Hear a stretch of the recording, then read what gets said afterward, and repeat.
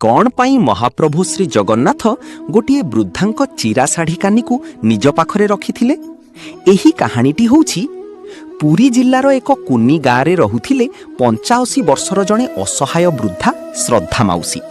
तांकर एही दुनिया रे केही नथिले, बास कालिया ही तांकर सबु किछि थिला।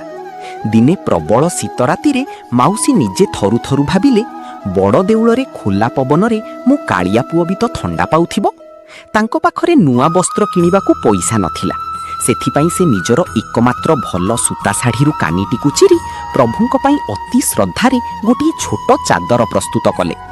माउसी निजे चली पारु नथिबारु जणे यात्रींक हातरे सेही चिरा कानीर चादर को बड़ देउल पठाइले, किंतु मंदिरर सेवायत माने ताहा जणे गरीबर चिरा और साधारण कपड़ा बोली भाबी असम्मान करी बाहरे फिंगी देले।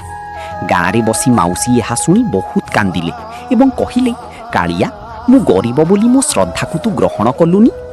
किंतु परदिन सकाळे जेतेबेले मंदिर द्वार खोलिला समस्ते आश्चर्य होई देखिले महाप्रभुंक रत्न सिंहासन उपरे सबु दामी रंगीन वस्त्र आपे आपे खसी तळे पड़िछि एवं स्वयं जगन्नाथ सेही वृद्धा माउसींक हातर सेही चिरा कानीकू निज श्रीअंगरे घोड़ी होई मृदु हसुछंती।